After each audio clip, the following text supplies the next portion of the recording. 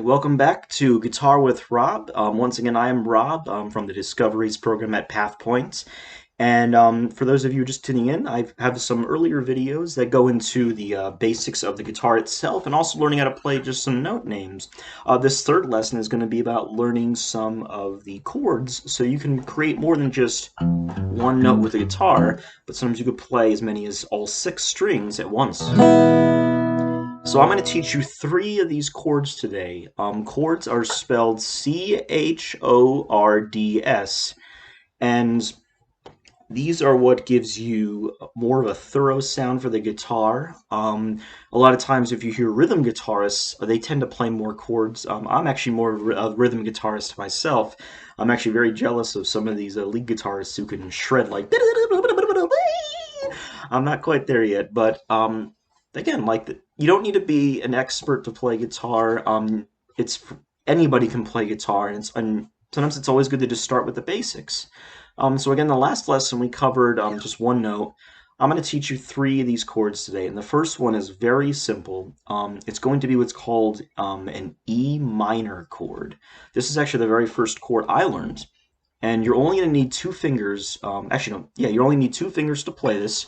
Your middle finger and your ring finger. So remembering our frets again, this is only going to be on the 2nd fret that you're going to be pressing strings down. You're going to use your middle finger to press down on the A string the 5th string on the guitar on the 2nd fret. So A string, which is the 5th one, and you're going to press down using your middle finger on the 2nd fret here, which is going to change that note to a B from an A. Now the next thing you're going to do is you're going to take your ring finger over here, and it's a little bit of a tight squeeze, but you're going to go down to the 4th string, which is your D string, and you're going to press, again, the 2nd fret there, just like this. Let me try and move my fingers a little so you can see. So you can see the middle finger's down here, and the ring finger's down here, and you're going to keep those held down. If you don't hold them down enough, it sounds pinchy. So you want to make sure that you're not pushing them so hard that you're hurting your hands, but just enough where it's all the way down. And when you play all 6 notes, when you take your pick or your fingers and you strum all 6, it sounds a little more like music. So that's an E minor. And the notes you're hearing going from the lowest string to the highest string are an open E, a B on the 2nd fret. The next string is going to be an E on the 2nd fret, an open G, an open B, and an open E.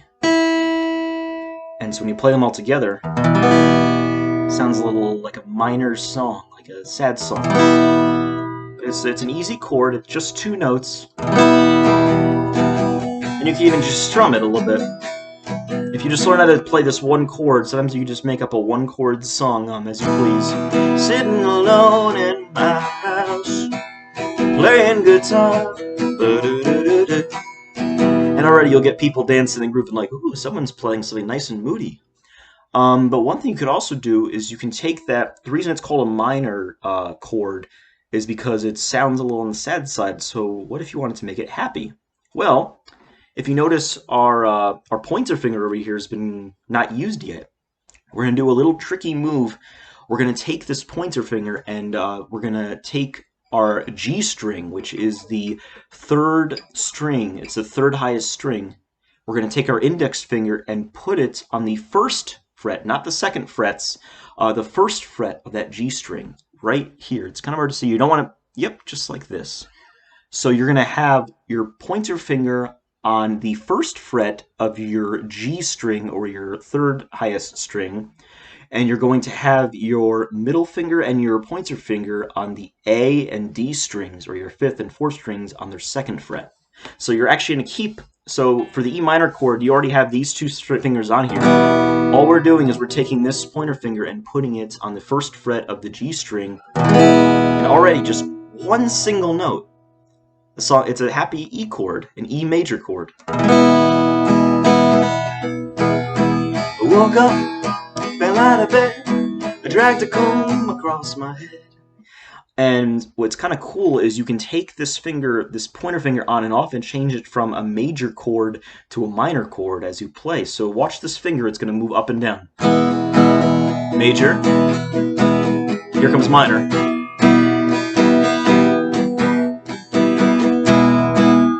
And the one note that's changing here is this on the G string. It's changing from an open G to a G sharp or A flat.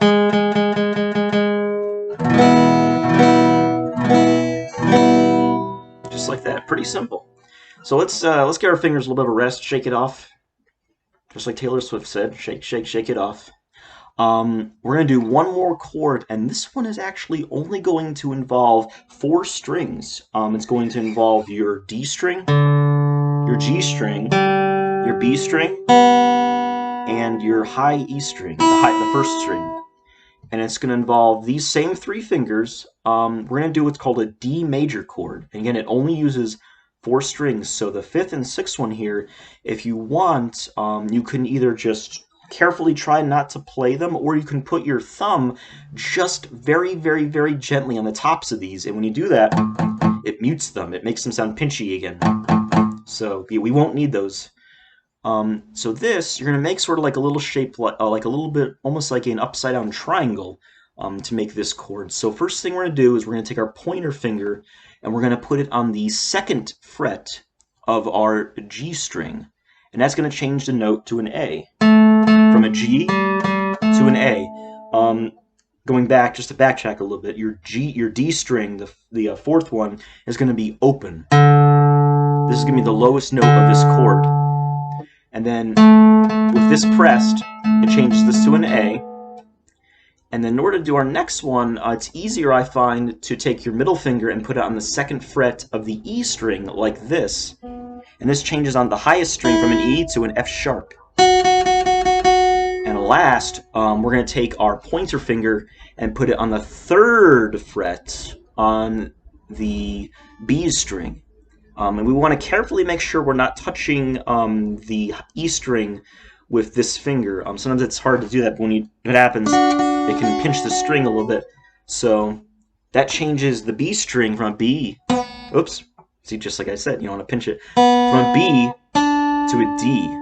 So when you play those 4 notes together, D on the D string, this becomes an A on the G string. This becomes D on the B string, and the highest string becomes an F sharp. Remember, we're just playing these, so if you want to mute these over here, it's going to sound like this.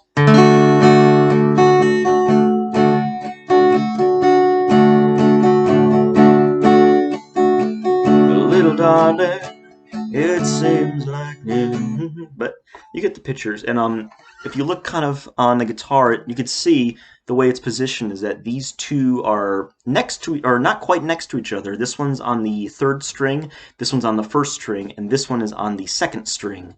So again, it sort of creates like a little bit of an upside down triangle shape, a little bit with your fingers. But so that's the D chord, and it's very simple. So just to review again, these are the 3 chords we learned today. An E minor, an E major, and a D major. And those chords will get you a long way.